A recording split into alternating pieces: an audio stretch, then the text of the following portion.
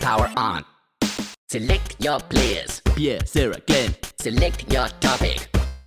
Games. Select your format. Entertaining podcast. They're called the Button Boys. So make some fucking noise. 'Cause they're gonna talk about video gaming and stuff. Button Boys. Onimusha, Kunitsugami, Okami, Doki Doki Literature Club. Some of the words Pierre can't stop saying now he's back from Japan. Welcome to Button Boys, and welcome back to the shed. Arigatou gozaimasu. Are you going to do the bow that you've been doing all morning? Oh, that one? Yeah. Yeah, Yeah, going to be doing the voice you've been doing all morning as well. Yeah. He's a nice little home.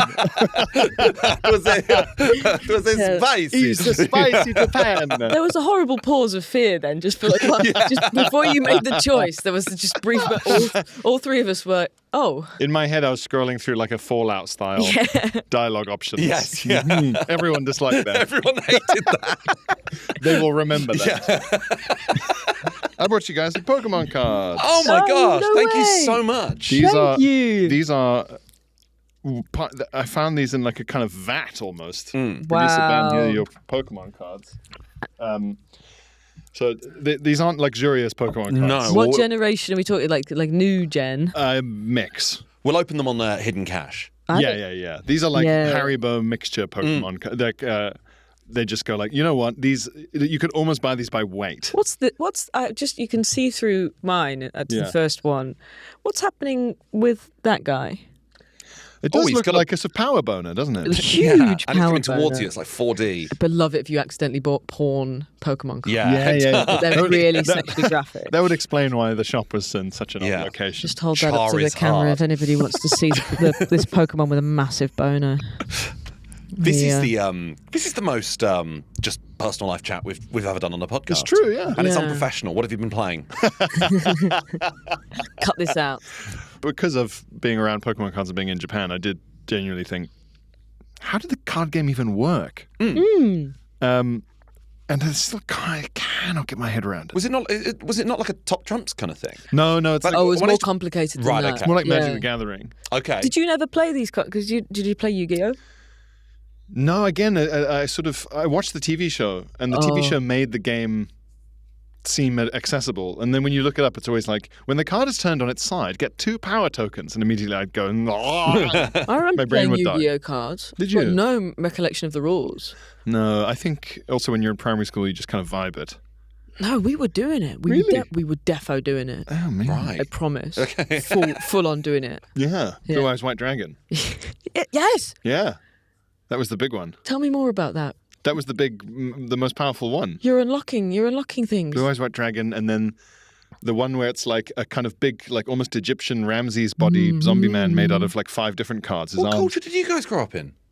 I've never had this. You never had Yu-Gi-Oh! Yu-Gi-Oh Or Pokemon cards? cards? No, I Pokemon, yeah. Digimon to a lesser extent. Digimon, Yu-Gi-Oh! Digimon Digital Monsters. No impact Yeah. whatsoever. Digimon are the champions. Beyblades. Beyblade? Beyblades, yeah, but I see Beyblades as that's more a physical entity. That was like a toy, as opposed to cards. I will say, Pokemon is not popping up a lot in Japan. Really? Is it like Neighbours in Australia? Yeah. Bigger here for some Yeah. reason. Yeah. We don't do that here. The think royal it's- family in America. Yeah. It's not cool. Yeah. Yeah, you can get loads of in Leicester Square postcards in the shape of Pikachu's head next to Yeah. a Diana plate. I think it's like it's old, and it's been global for so long that maybe the majority of its revenue is like not really from Japan anymore. Yeah, well, real Japanese people are like, that's not actually our culture. Well, it's or is it like old. loo roll? You don't need to advertise it, really. Yeah, I mentioned that the anime series I was vaguely familiar with as a child to like a tour guide at one point, and she was like, "Yeah," it was like I was saying like deep cuts to her. Yeah. She was like, "Oh," she was like remembering her own childhood. Yeah. So it wasn't like cool You or said it young. sounded it like was she made it. Like it was like an old album of her. like, or oh something. yeah, I It's just- forgot. Yeah, those sessions. Yeah, if you'd been like, Hardware, the Martin Freeman sitcom that he was doing the same time as the Yeah, why do you know that? It was like it felt like if a random Japanese tourist just started saying, "I love Green Wing." You're like, Yeah. Green I love Wing? Biker Grove. Yeah. It had that vibe to it. And the only time that the Pokemons popped up was kind of in reference to a tourist shop where it's like, Go left at the Pikachu. Yeah. Turn right at the Yeah. Squirtle. Yeah, and there was actually just way more adverts for kind of utterly incomprehensible anime. Can I just say though, when I was in Sydney earlier on this year, there was a large Pikachu in the centre of town, and Katie and I would often give each other directions of going like, "You just turn left at the big Pikachu." So Right. that is a form of direction I have used. Okay. As soon as you said that sentence, it just brought me. I was like, You back- "I'm in yeah. Sydney." Back in Yeah. So did you play Pokemon then, or it just wasn't? It just I thought maybe I could if I go to one of these places where they do have tables for doing that and stuff. And Yeah. then the barrier to entry, just from the rules, was so high for me. Speaking Japanese. And then, of course, the speaking Japanese. But then I would just ask the robot on my phone how to say things in Japanese, and then I would just read it out. nice. And then they would be like, oh, they'd be really impressed with my, like, incredibly phonetic. yeah. Like the equivalent of someone from Germany just going, I would like lunk now. I'm hungry for lunk. And they'd be like, wow, Yeah, well done. you're a genius. Yeah. They're very pleased. Nice. It's Okay. nice. But yeah, I've been too busy going around infinity temples. No, of course. What have you been playing, Sarah? I have been playing a game that you recommended on the Patreon. If you don't know, if you're not a subscriber, Glenn recommends a game every week. And I think this was last week's recommendation. When we did it with Simon Podcast, you stepped Yes, in. yes, Simon Pierre. And I think it was last week's. And you lent me that game on the Switch, Ollie Ollie World. What do you think? I'm having a great time. Isn't it so good? I nearly missed my stop on the way here because I was playing it. Yeah. It's really fun. And What it's so beautiful. Very vibrant, cel-shaded. Yeah, like pastel colours. And it's the first time in a long time that I've gotten really invested in a character creator. Ooh. I don't know why. I don't know whether it's because like sort of skate style reminds me of my childhood. So I was enjoying like sort of Tony Hawk's-esque streetwear. Yeah. But also you can have a skin tone that is like purple, green, orange. Like, Fun. so that there's a lot of nice freedom in creating a character that is sort of not even that human. Mine looked A wretched. character from Doug. Yeah, It's yeah, actually the essentially. animation style is very Doug. Skeezer. Well, Yeah. if anyone isn't subscribed to the Patreon, what is Ollie Ollie World? Ollie Ollie World is a side-scrolling skateboarding game. The mechanics of it are so simple, and it teaches you in a very sort of accessible way. But the mechanics are simple, but they're not what we're used to, and that's the fiddly bit, because it's mostly left joystick. So in order to do a trick, you have to press the left joystick in a certain direction. So kick flip is left, and ollie is down, and heel flip is right, I think. And then if you want to grind on something, you have to hold it down whilst you jump onto a rail and then hold it down. So it's like a kind of mono approach to the whole Yeah. thing. Yeah, So 'cause the only thing you do with another button, you press A to push off, to keep the momentum going.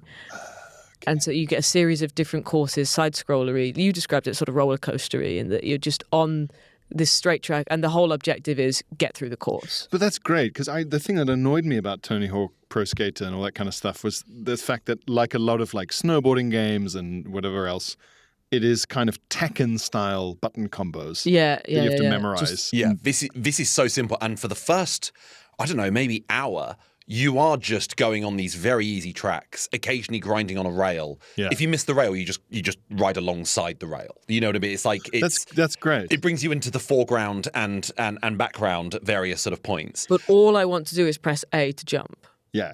and that's wrong. Oh, interesting. And it's so annoying. But I got used to, and I really enjoyed it. Felt in the same way that when games back in the PlayStation 1 era realised that R2 made more sense to shoot a rifle than X did because it was a trigger, that holding down the left analog stick and then releasing it makes sense that makes me leap up into the air. Yeah. That made sense to me. But I was never a Tony Hawk's player, so this is my first skateboarding game. in order to be a better player, because yes, holding it down makes you ollie, but then if you want to jump you jump in a different way, you want to kickflip, you're left or up for something else. And so in order to get a higher score and to complete some of the objectives, you have to be doing that. So if it was just down and up, I'd be getting used to it. But then it does encourage you to do more, and then you have to hold it down again on like a rail, and then you have to let it go, and letting it go rather than like pushing it up. It's tricky stuff. It's tricky stuff.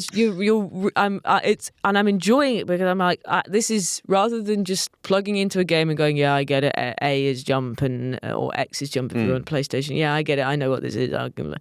You are having to think about it more, which is quite pleasantly challenged. I don't usually like being challenged. It's not, the checkpointing system's quite generous. You get multiple, your checkpoints mean you are never having to do an uninterrupted streak for longer than 20 seconds. I think I'm too early in the game, so I'm completely rejecting the checkpoint system. I'm just restarting the whole thing. Really? Yeah. Oh. I don't know why. Stubbornness. I want to do it in one go. Nice. Wow, like a Hitman level where you get caught. I'd always restart a Hitman level if I got Yeah. A couple of key pointers about Ollie Ollie World that I want to discuss with you. How awful is it when you miss a jump and your character like hits a cliff face? And they just go lifeless and limp, and you just watch them flop. And it doesn't reset until you decide it to reset. So the world is still carrying on. There's still people like in the background, and there's cars going and stuff. And you are like impaled on a gutter. It's not quite ragdoll, is it? It's sort of your just legs give out. And like you, Quap, almost. and he just sort of gives up. He just lies down. Yuck. Yeah, you really get a sense of they've gently passed away. Yeah. Well, like they've been wading through heavy snow, and they've got to the point where they think perhaps just a break. Yeah. Rest my weary head. Yeah. Just 5 minutes. It's awfully warm. I skipped through all the dialogue. I had no interest in the story. Yeah, I was thinking about you because it's got a bit of that game sense of humour that is a bit. Oh no. A bit tedious. Yeah. Is the story like? Oh, I quite actually. The one thing I like is that the world you're in is Radlandia.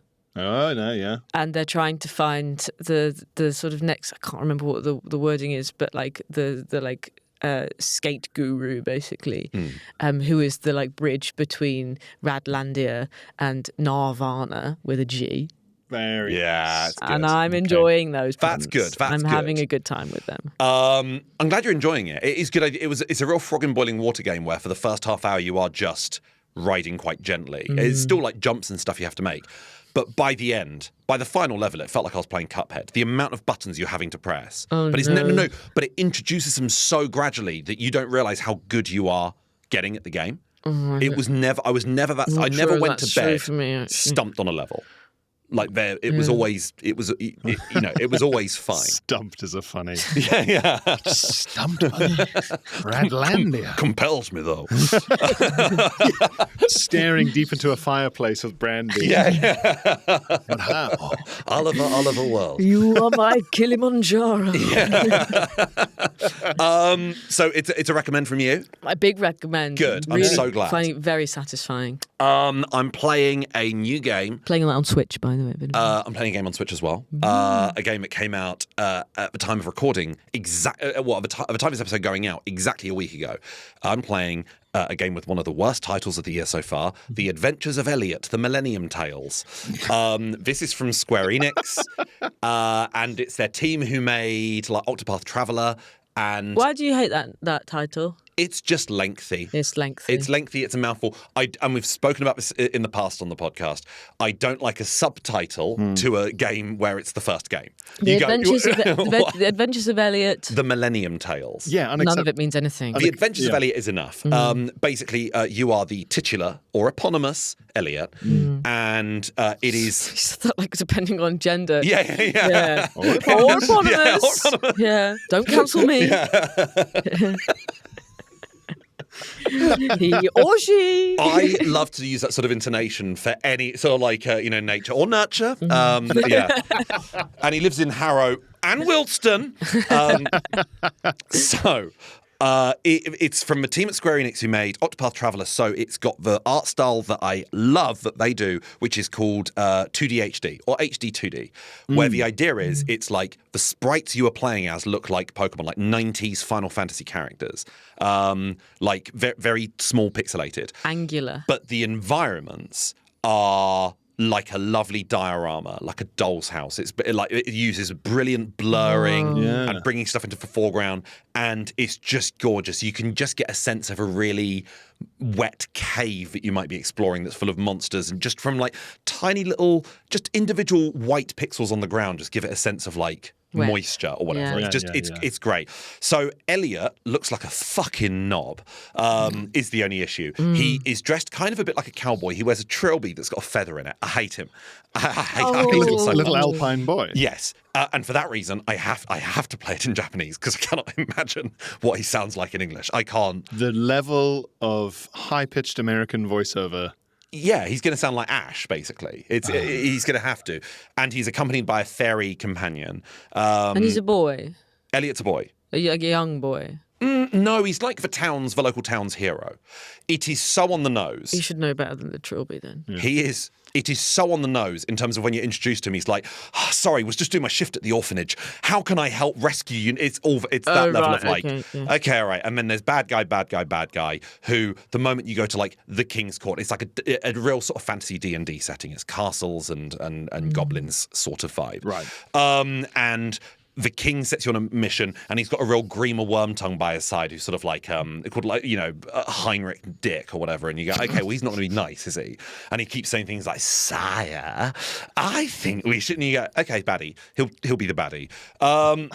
And it's just an adventure. It's just an adventure game. But unlike a lot of Square Enix's stuff, the combat is not turn-based. This is like one of their first forays into real-time combat. And you don't have a party. It's just you and your fairy. But you have a weapon assigned to the Y button, a weapon assigned to the X button, and you're just going around killing monsters. And the nice thing is it's got a really good combo system. No, we're not. We are really moving away from that. Made Ben and I laugh. Yeah. It's got a really nice combo system because I have a gripe in games. I hate. It's just the way you said it, like you were talking to a child about their penis. Yeah. I agree with that. Yeah. And your fairy. And of course your fairy. Yes. But we don't do that with our fairies. No, we don't really do that. Yeah. It was tonally just a bit off. Yeah. And it's ambiguous. What could it be? Yeah. What I really like, a gripe I have in games is when you lose a combo streak in a game like a sort of Devil May Cry, you lose a combo streak because enough time has gone by. You didn't find another enemy in time. Yeah. And you go, you lost your 34-hit streak or whatever. And I find that annoying.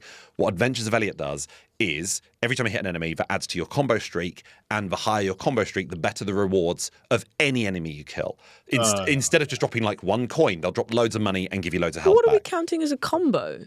You think a combo should carry on? Well, that's what Adventures of Elliot does, is it carries on perpetually. Every hit you do adds to a tally, and it keeps going up and up and up until you get hit, and then it resets. And I think that is great. It's not time-based. You can have half an hour between encounters. I think that is excellent. I strongly disagree with that being a combo. But I guess this isn't... It's a streak. It's a streak. Yeah, let's call it a streak, sorry. That is what it is. It's a streak. Yeah. But the streak is never broken. broken. The streak is never broken by time constraints. But it's good fun. It's really, really good fun. I love it. Visually, it's lovely. I think the best composers of European classical music are JRPG. Like, it is just... the music is phenomenal. It's so great. I'm a big, big fan. And that's what I've been playing. Yeah. That sounds lovely. It's really lovely. That's The Adventures of Elliot, The Millennium Tales, which I'm playing on the Nintendo Switch. In terms of games that we are going to play, yet to play, want to play, I wanted to use this episode as a reason to revisit our Metacritic prediction game that we played at the beginning of this year. That is what we're going to be doing. We each predicted 3 games, 2 AAA and 1 had to not be AAA, that we thought were going to be looked like they were going to be up our street. Games that we think are going to be good, and at the end of the year we're going to assess, essentially, based on Metacritic, who has got the best taste. But also we decided to put in a rule that halfway through the year we'd be able to switch one out if we didn't like it and maybe put in another one. Before we get into the meat of this, you may notice if you're watching this, the poster's behind us. Yes. Button Boys Live is coming to a stage near you if you live in Leicester Square. We are delighted to be doing our first ever live date on the 15th of September at the Leicester Square Theatre. Tickets have only been on sale at the time of recording for a few days, and more than half of them have gone. So thank you everyone who bought tickets in the pre-sale. Whoa. That is so, so kind of you. Shout out to my cousin. But tickets are on general sale. If you go on the Leicester Square Theatre website, you can find it. You can also find it in the episode description as well, or on our social media. So, back to it.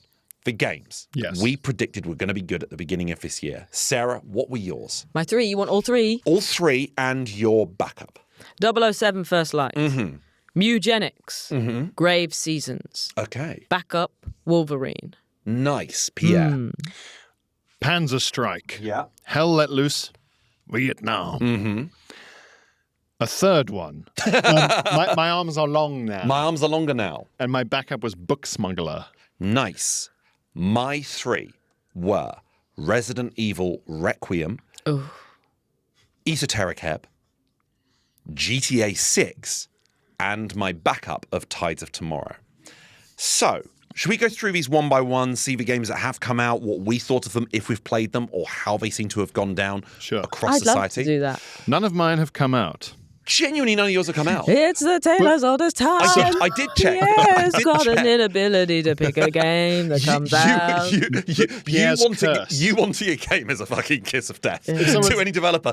Any developer wants to create a game that is just not up your street. For Adventures of Elliot, the people who made that, they are delighted to make. They made that game specifically because none of it appeals to you. None of it. Oh, God. Yeah. Well, look, my backup Book Smuggler is out, but it doesn't have a Metacritic score yet. Oh. It hasn't got enough reviews. Oh no! It's too Okay, niche. right. It's Have you rated played as, it?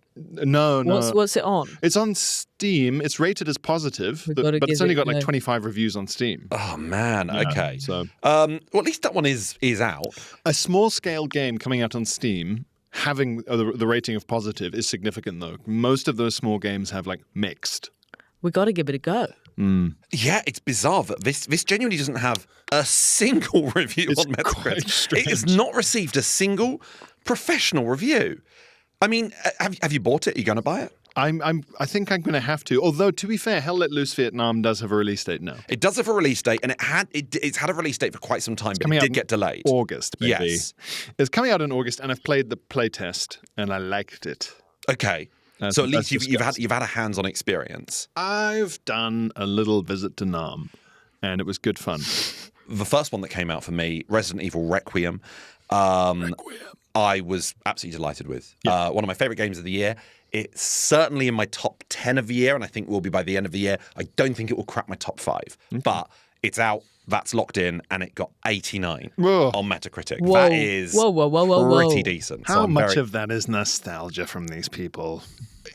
This is not a nostalgic. Actually, no. Exactly half of it is a nostalgic experience because you play as Leon. I just think it's a very accomplished horror game, though. Yeah. It's I wasn't somebody who played Resident Evil as a kid. I don't have that element of nostalgia about it. I just enjoy it for what it is. And I thought Go switching between the two protagonists, Grace, the terrified FBI agent, and that was real, like true survival horror. And then suddenly this power fantasy of playing as Leon, where you've got a chainsaw and a huge arsenal. It was just brilliant. It was brilliant. I mean, it's probably not even in my top 3 Resident Evils ever, but I'm very, very happy with that. Obviously, it came out. I can't change. It's locked into my list, but 89, I've got to be happy with that. Very pleasing. 2 people on Reddit are really, really singing the praises of Book Smugglers. Okay. Somebody said, already tried it. Very nice game. Hope it will get a recognition it deserves. Somebody else said, played it back in 2025 Comic-Con. Very great game about an overlooked phenomenon in the history of Europe. And the developers have replied to both comments saying, thank you, it means a lot to us indie developers. We got to support these little lads. Yeah, we're on Team Book Smuggler. Oh my yeah. Let's talk about Book Smugglers. God. Let's give it a go. Yeah. Book Smugglers are what it's called, where you have a really square dick and balls and speedos. And you're wearing... Well, he's wearing a Wearing pair his- of Book Smugglers. Got a bloody dictionary in there, mate. Is that a book in your Speedos? Or Yeah. Is that a book in your speedos, or are you just a bloody nerd? Or did you get bored swimming? Sorry, I just need a few minutes. I've gone paperback. It happens to 1 in 3 guys.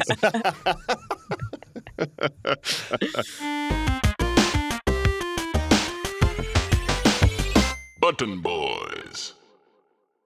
007 First Light. 007 You've got to be happy with that, I think. I mean, we all got given codes by IO, and we're very, very grateful for them. I've since Thank finished the you, game. IO. Once you guys have finished the game, we're going to do a whole episode on it. Nice. But Yeah, it's are we allowed to speak on our experiences? Not yet. not not in depth, but I really think it's good. Positive. I It's been a while since I had a game on the PlayStation that I've been playing, and I've not wanted to put it down. And also 87 on Metacritic. Not bad. Yeah. All right, 89. Easy for you to say. But it's a great action game. It's a brilliant It's game. good My fun. score is currently TBD. Yeah. That's what it says on Metacritic. I checked TBD. I did check the Steam page last night for My Arms Are Longer Now. It is still billed for 2026. It is. Yeah. And Panzer Strikers build slightly more specifically for third quarter of 2026. Right, okay. So we'll see. But even going back and looking at the page on Steam for Panzer Striker, I was like, oh, look at that. It's just so much like... So up your street. it looks so much like Blitzkrieg from 2001. Like it's like a better version. It's Yeah. Well, Well, let's look up Panzer Strike. So, is this part of an existing series? Sorry that I don't know about I it. don't believe so. I mean, it's part of an existing vibe. I think. Also, Panzer Strike is what you are recommending. That's what you want. It's a game from the 80s. No. But this is not by the same people. It's not. Is it a spiritual successor or? Let me see. If it's from the 80s, it cannot be the same because the 80s did not have the technology. Yeah, this was on Commodore 64. Yeah. Sounds like it's out. What's his Metacritic? yeah. We can have a really, The News of the World gave it. have a really unfairly high Metacritic score because it had 3 colors. Yeah. Reception 8.38 out of 10 given by Computer Play, who gave scores out of 10 but had 0.38. That's really specific. Yeah. Okay, so you tempted to stick with that one? Yes, definitely. I think because there is such an appetite for that kind of isometric top-down RTS that just doesn't exist anymore.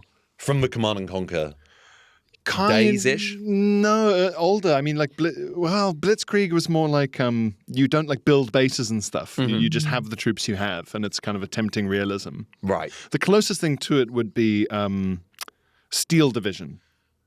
But even Steel Division doesn't quite have the same aesthetic. It's still a bit too 3D to be fully nostalgic. So what is it about this particular one that is It just looks like juice in your it wheels? Just, it just looks like an HD Is that memory a from your own phrase? childhood. Oh, yeah. Yeah, my wheels are juicy as hell. It looks like a remastered, pre-rendered background type game. Like it's got that kind of real crispness of detail and like individual planks in the roofs of houses and things. Yes.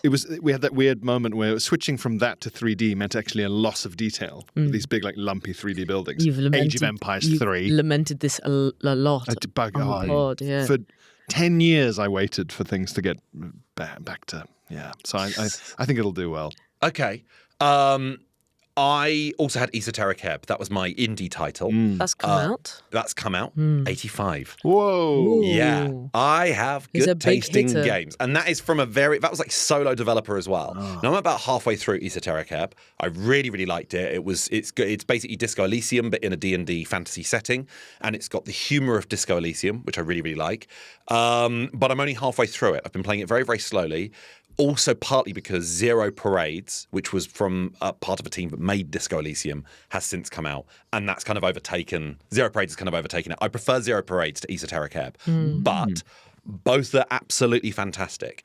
I'm very, very pleased with Esoteric Heb, and I'm so pleased it's done well. So I'm like, those are two of mine that are out. They're locked in. Nothing I can do about that. You're keeping it. So 85 and 89. That's not too bad. Yeah. Sarah, what else have you got on your list again? Eugenics. Mugenics. Well, that did very well, didn't it? I haven't played it, and I think I need to now. Well, it's on Steam, but they have said they are working towards console releases. So I'm personally holding off. But Mugenics it went down feels like it very, would very be- well. It came out of early access. Feels like it would be a good a Switch game. Good Switch. That's exactly what I'm saving it for. There's certain games where I'm like, again, we've spoken about it so many times on the podcast. You categorize things into like, that's for the Xbox, that's for the PlayStation, that's for my laptop. Like Zero Parades, for instance, that I just mentioned, they are working on console releases, and I was like, no. As soon as Zaum very kindly gave us a key, I was like, Steam. It's a point and click sort of thing. Mugenics, Sarah, 88. On Metacritic. That is really, really good for your non-AAA game. Yes. So you've got to be happy with that. That was a very early release as well, February the 10th this year. My backup. Right, how do we feel about... So, the idea of us being able to switch one game out came about because of the disaster that you had last year, Pierre, where all the games. Thank God it's developers- going well this time. they all like died in a fire or something because he wished for them to come out. Yeah. Because You saying you like a game is like being Kelly Clarkson. They wake up, we've been novellied. Yeah. because I desire a game, something happens. The developers come in, the coders come in, and they just feel a sense of deep fatigue, deep malaise. Pressure. Yeah. We need more details on the roof. It's like their hands are full of iron. Longer so now. heavy. Yeah, they get a note saying Pierre Novellie sends his regards. Yeah, and they just go, it's over. Delete it. And they just crumple like you do in Ollie Ollie World. Yeah. Yeah, they lie down on the ground. I'm sort of giving them like a kind of version of like long COVID, but like they just kind of have to just rest and recover for months, and Well, We've got a bad case of the Novellies. Yeah. until I lose interest, and then suddenly they're like Grandpa Joe from Charlie and the Chocolate Factory. They leap out of bed. I was thinking that all these developers are in one bed together. Yeah. But yeah. with laptops. Charlie's grandparents, that horrible rat king that they'd formed in that bed. So the rule was introduced because obviously none of your games came out. They were attached. Yeah. Yeah, well, you don't see the others get out. Don't see the legs. Yeah. Do you reckon they used to explore each other's bodies? Well, Thanks two of them for were asking. 2 of them were married. 4 of them were married. Yeah, but they weren't 4 married. No. 2 of the pairs were. Yeah. But none of them were related, right? There's 2 sets of grandparents. Yeah. Yeah. It'd Wait, be funny so some to of them have got to be. read a modern synopsis of like Charlie is a little boy who loves chocolate who grows up in his grandparents' polycule. Let's rewrite the blurb on Willy Wonka for that. Yeah. He's so delighted to be invited to work in a factory because he's watching They old people grandparents keep orgies banging. every He's night. just sick of all the fucking Your drama. Randy Nan can. How about that? Yeah. Randy Nan. It's Randy Nan can. Who jacks off your granddad?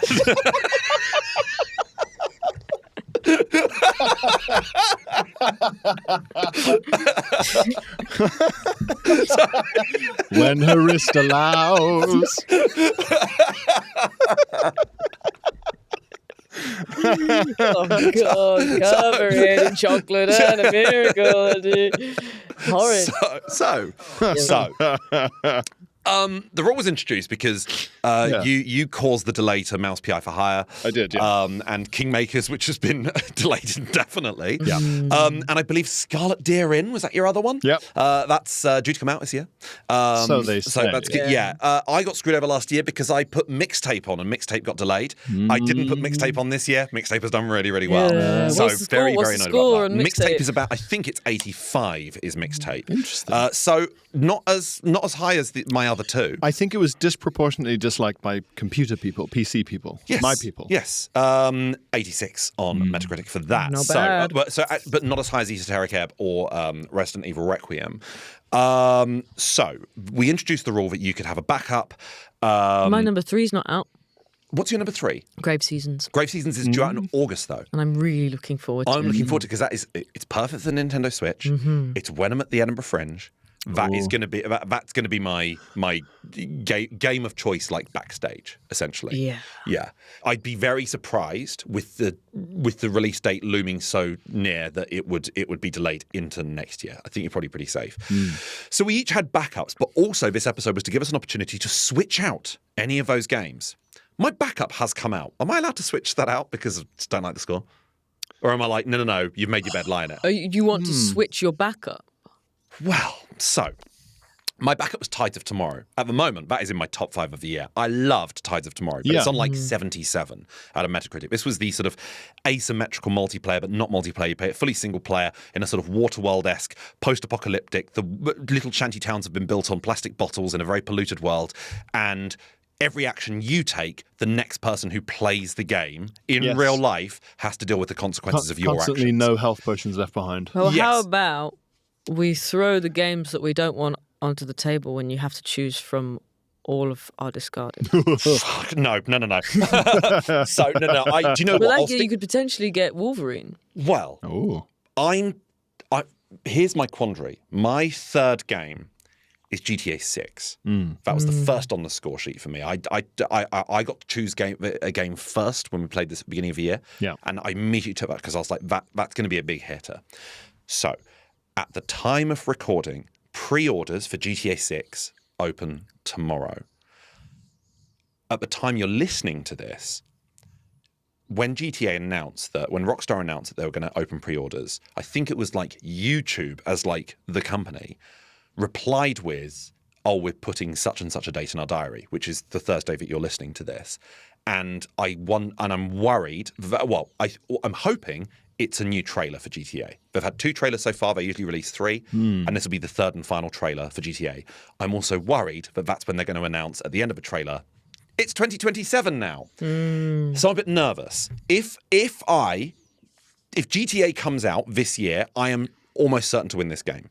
Because, let me take you through their previous Metacritic ratings. Vice City, 95. San Andreas, 95. Grand Theft Auto 3, 97. Grand Theft Auto 4, 98. Grand Theft Auto 5, 97.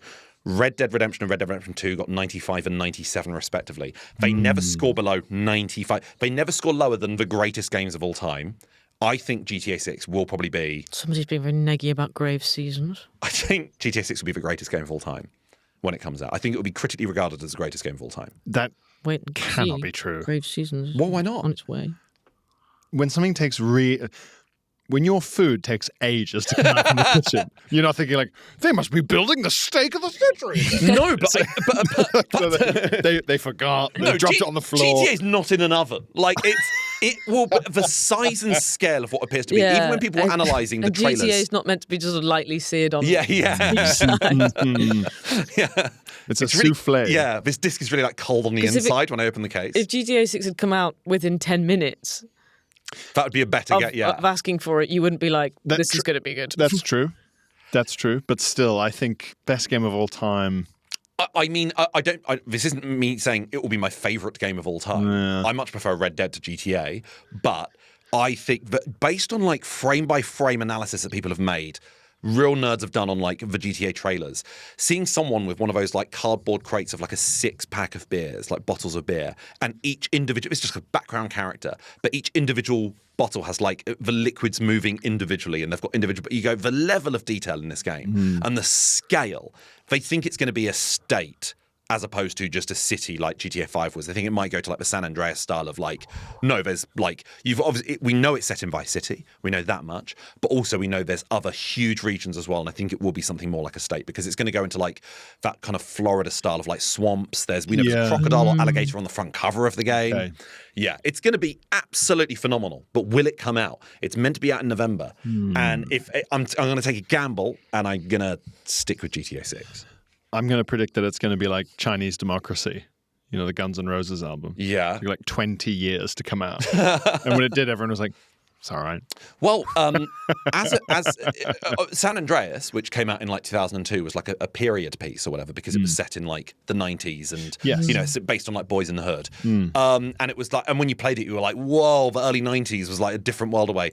There is a bigger gap between that era and, but basically GTA 5 is now a bigger period piece to the present day. Like that's really weird. It was 13 years ago that GTA crazy. 5 came out. All they've made since then was Red Dead Redemption 2 in 2018. So you're taking the risk. I'm taking the You're gonna risk stick with it. because I'm really happy with how Esoteric Ebb and Resident Evil did. Really happy with those. Do you know the gap between the third trailer of GTA 5 and when it was released? Oh, no, I don't. Me neither. But that could be like, there's always a year between them all. I'm used to you knowing things. This They is always crazy. no, Red Dead Redemption 2 got knocked out of its original like release year. I think they have a habit. Rockstar have a habit of delaying games. They do delay them. This isn't Hasn't new. this already been delayed like 4 times? Yeah, this was due out the initial release date was I think it was end of last year, like November last year, and then like well over a year before that, they then changed it to May this year, so it should have already been out for a month, and then it got pushed back to November, and I think that will be it. I think that's it. I've heard the game has been ready for some time. I always wonder edging why. you. Do you think it's edging? Yeah. Oh, maybe, but I just think I always wonder what is it that they're discovering that they're going, oh God. we accidentally made every texture a goatsy or something. What is the problem here? A discussion I had with last week's guest host Simon Parkin on his My Perfect Console podcast was we were playing Half-Life 2 recently. Absolutely loved it. But everyone always asks, where's Half-Life 3? Yes, when are they going to make it? That's the meme, right? But why would you ever make Half-Life 3 was the point we were making? Because it's the pressure. The example I gave was David Mitchell refusing to go on Taskmaster because his reasoning is everyone tells him how great he'd be on it. And he goes, okay, well, just imagine that then. He's only got it all to lose. So why would you do it? Like, it's such a risk for Rockstar to even make a new GTA. That's because true. it is going to be analysed frame by frame. The moment someone walks over like a manhole cover in GTA and they're like, oh, my character's foot kind of half goes through the manhole cover, they'll be like, this is the worst game ever made. People are going to expect so much from it, so much interactivity. It's going to get a lot of hate, not from reviewers, but from just players. So do you think it's like when you're like about to leave the house and then someone's like, oh shit, I'm just gonna check my hair. I'll be 2 seconds. I'm just gonna check my hair. It's Demi Moore in The Substance being unable to go on that date. I've not seen it. Okay, well, I've made it sound like it's a more romantic film than it is. Yeah. That's how I feel about it. I think you're absolutely right. I don't think they're suddenly going, should we just make another island? Should we just add an island to this? I think they're like, no. This. I think we could actually add like some genuine like wood shavings to this bar counter. I think that would when you put a glass down, it will leave like a wet mark. I think we can implement that. God, it's that, and also imagine the playtesting as well. People having to apparently it's a rumor, but like an enormous like. I think it's like 60% of the buildings you can enter. Like that's going to be crazy. I don't believe that. I think that's too much. But like, yeah, if they're going to make every single environment like unique and you don't just walk into the same apartment hundreds of times, it's a lot. Yeah. So I'm going to stick with GTA 6. Backups. What were your backups? Book Smuggler. Oh, Book Smugglers were your backup. That's fine then. That's okay. Yeah. So My Arms Are Longer Now, still meant to be out this year. Panzer. Third quarter of this year. Okay, and then Hell Let Loose coming out in a few weeks. Yes. Okay, and So you're going to stick with all yours. You're in everything to play for. I'm not going to change a damn thing. Really? No. I have faith in you. My arms are longer now. This Panzer game, I've just never heard of it. Yeah, but I suppose if this backup had a rating, maybe you would. Yeah. My whole thing is just completely. It's like question mark. Yeah. I mean, do you know your what options are? Have potentially some points or swap out for still no points. The thing is, we know Book Smugglers isn't going to get reviewed now. It's not going to get reviewed now. We make it happen. Unless you make it happen, but also support indie developers. But you can switch it out if you want. No. No. Okay. No. My approach to this last year and this year is the same, which is that I'm sure I could guess what game will get a good Metacritic rating. But you want the ones you want. I want the ones I want. It has to be honest. Yes. Oh, yeah. This can't be. I mean, I could cynically choose some, mega developed thing. Yeah. But you could go for Silent Hills out in September. It would be dishonest. It's not who you are. If you stuck with Mouse PI for Hire last year, it came out in April, got 80. That's not too bad. That's okay. Higher than Tides of Tomorrow. Sarah, what was your backup? Wolverine.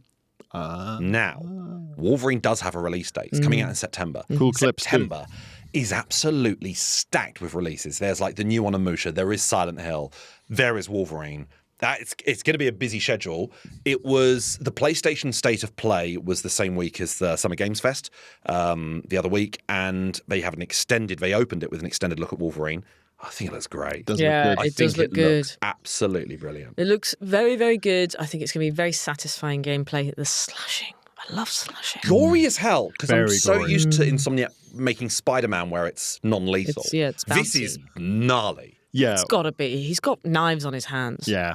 No, but I in my head, You I can't see just be X-Men throwing them away. No, but I see it as like like Hugh Jackman X-Men from like 2002. I see it as like family friendly still. Right. Yes. Or like Wolverine pins them down and just de-radicalizes them, sort of just through a power of debate. Yes, just scratches their backs. Yeah. Also, Cheers them up. makes them relaxed.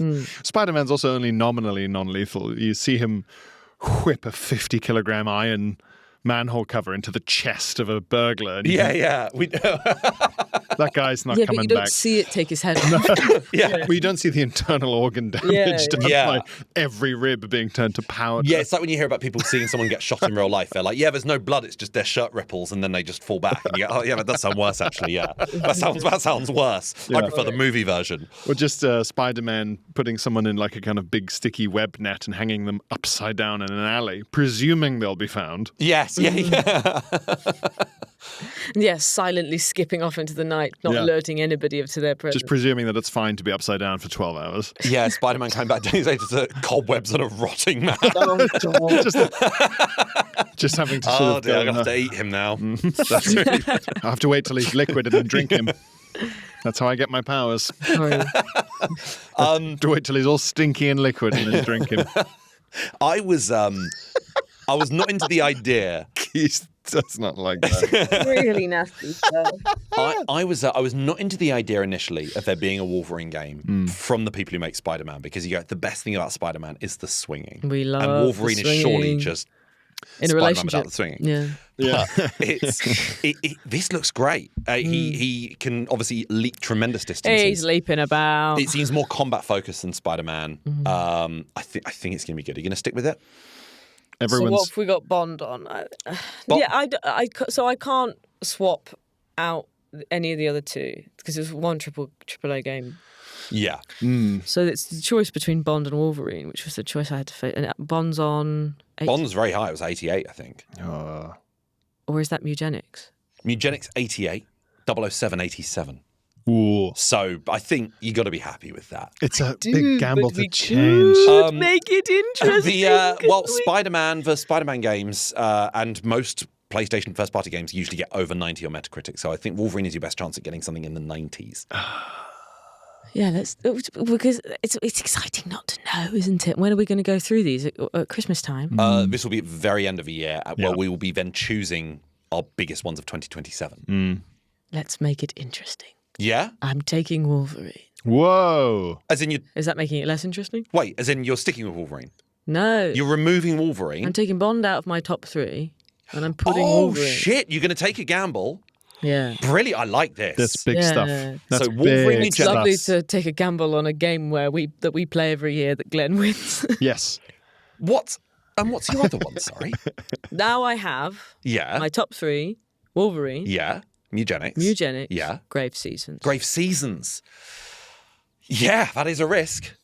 I like it. It's Well, good. bold. but I can't. The rules of the game are I can't swap Grave Seasons for Wolverine. No, it's you one can't. No, you AAA. could. You could swap Grave Seasons for just a different game. No, I'm excited. But Grave Seasons is my most honest answer. That's the game I'm most excited about. Fine, because if I was going to switch out GTA 6, I probably would switch it with Onimusha or Silent Hill. But I think I just have to go. But if it's such a gamble, but if it comes out, it will be the highest ranked game of all of them. The other thing I could switch out with is The Legend of Zelda Ocarina of Time remake. Ocarina of Time, one of the greatest review games of all time. But I think, I think it's a cop out. I think it's a cop out. It is a cop-out. Yeah. It does look good though.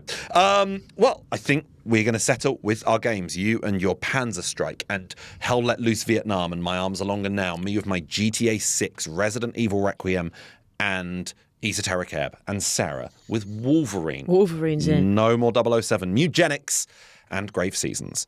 Great stuff. Well done, everybody. Let's go over to the Patreon because I've got a very specific puzzle-based gripe. Ooh. Remember, if you want to hear more Button Boys in your life, you can sign up to our Patreon. We've got a free tier where you get access to our Discord. Whenever we put out a punt for like scariest game, funniest game, you can submit your suggestions and maybe get your suggestion and name read out on the pod.